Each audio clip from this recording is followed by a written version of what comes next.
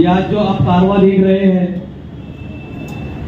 ये मजलिस में नए साथियों को प्रवेश का कार्यक्रम है। और आज जितने भी साथी यहाँ पार्टी में प्रवेश करने वाले हैं, मैं उन सब साथियों का दिल की गहराइयों से अपने इस परिवार में स्वागत करता हूँ और मजलिस की ताकत को बढ़ाने में सहयोग देने के लिए जो एक कदम बढ़ाया जा रहा है, उसका हमारे मध्यनापुर की टीम की तरफ से सभी भाइयों का तहे दिल से शुक्रिया अदा करता हूँ। दोस्तों, आज मजलिस पूरे हिंदुस्तान में एक इस तरीके से आगे बढ़ रही है कि जैसे आज दरिया होता है, अलग अलग सीमा से, अलग अलग क्षेत्रों से बह करके जो आती है, और जो दरिया एक जगह जो मिलती है वो समंदर का काम करती है। दोस्तों, आज हम ये दरिया का काम कर रहे हैं और इंशाअल्लाह पूरे हिंदुस्तान में जहां जहां से दरिया बहते हुए जाएंगी, हमारे कायद जनाब बैरिस्टर असदुद्दीन अवैसी साहब को यहाँ मिलेंगी, तो ये दरिया समंदर कहलाएंगी। और जब ये मौत पूरे हिंदुस्तान से हमको दिखेगा, तो इंशाअल्लाह आने वाले वक्तों में हमारी क्या पहचान है, हम क्या ओहदा रखते हैं, ये पूरा हिंदुस्तान देखेगा। आज हमारे कायद जनाब बैरिस्टर असदुद्दीन साहब हर मंच से ये गुजारिश करते हैं कि मैं जो मेहनत कर रहा हूँ पूरे हिंदुस्तान में घूम कर, वो अपने लिए नहीं कर रहा हूँ, ये आने वाले मुस्तकबिल के लिए कर रहा हूँ। और उनका मकसद सिर्फ और सिर्फ ये है कि हमारी कौम में नए रहनुमा, नए नेता, नए कायद उनको पैदा करना। वो साफ कहते हैं कि मेरी जिंदगी तो गुजर गई है, लेकिन कल को अगर मैं इस दुनिया से जाऊं तो मेरे जैसे लाखों वैसे यहाँ हिंदुस्तान में रहे।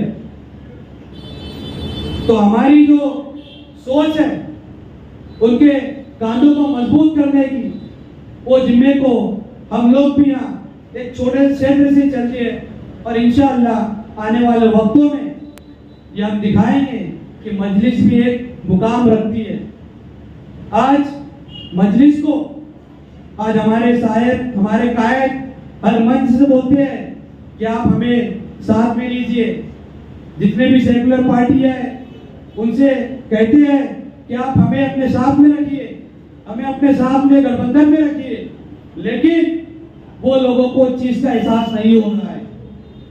और ये चीज का एहसास उनको बखूबी अभी आने वाले जो पिछले इलेक्शन गुजरे हैं बिहार के अंदर में, उनको मुखी खानी पड़ी है।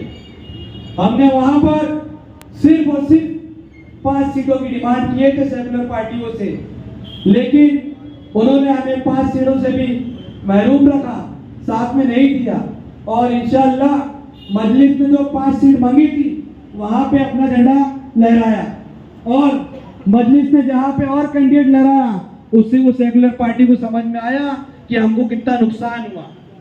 यही चीज आने वाले अभी उत्तर प्रदेश में भी इलेक्शन होने वाला है, और उत्तर प्रदेश का जो सूबा है वहां से स्टेट की मतलब सेंट्रल की राजनीति तय होती है कि यहाँ सत्ता किसकी बनने वाली है। मैं आज ये मंच से जितने भी नामदार सेकुलर पार्टी है उनसे कहना चाहूंगा, अगर आपको बिहार जैसा अपना हाल करना है तो आप मजलिस को वहां पे साथ में ना लीजिए, और अगर आपको बीजेपी को वहां रोकना है तो मजलिस को साथ में रखना पड़ेगा, नहीं तो इसका भुगतान आप उत्तर प्रदेश में भुगतेंगे, और आने वाले समय में जहां जहां इलेक्शन होगा वहां आपको उसका खामियाबा होगा।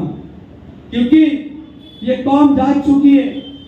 आज हमारे हिंदुस्तान में मुस्लिम, सिख, दलित, ये लोगों के ऊपर में जो शोषण हो रहा है, इसका खामियाजा हम लोग बाखूबी भुगत रहे हैं। और आज उत्तर प्रदेश के अंदर में दलित और मुस्लिम का अगर सहयोग मिलता है तो इंशाअल्लाह वहां पे भी हम अपनी पार्टी को कामयाब करेंगे और हो सके तो वहां पे भी हम अपनी सत्ता बनाएंगे।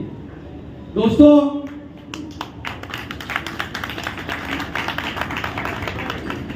ये जो मंच आज सजा है और हमारे बीच में नागपुर शहर के हमारे अहदेदार जनाब इसाक मंसूरी साहब, नागपुर शहर कोर कमेटी के अध्यक्ष, और हमारे बीच में हमारे नागपुर के पूर्व शहर अध्यक्ष जनाब जावेद अख्तर साहब भी यहाँ मौजूद है। मैं उनका भी इस्तेमाल करता हूँ यहाँ मध्य नागपुर में। मैं आप जितने भी नए साथी हैं उन सबसे गुजारिश करूंगा, देखिए तिनके तिनके से ही सहारा बनता है और तिनके तिनके से ही समुद्र बनता है। हमको यह ध्यान रखना है कि हम कम तादाद में, लेकिन इंशाअल्लाह आने वाले वक्त में 5 सालों में मैं आप लोगों से वादा करता हूँ कि प्रभाग नंबर 8 से मध्य नागपुर से आने वाले वक्त में हम यह 4 से 4 सीट जीत करके लाएंगे।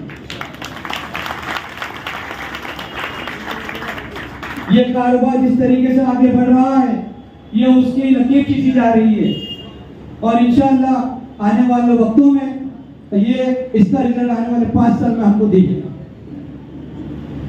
मैं अपने नए साथियों के लिए बात कहना चाहूंगा, कदम से कदम मिलाकर चलो, हौसलों को बुलंद रखो, क्योंकि मंजिल उन्हीं को मिलती है जो सफर में थक के नहीं बैठते।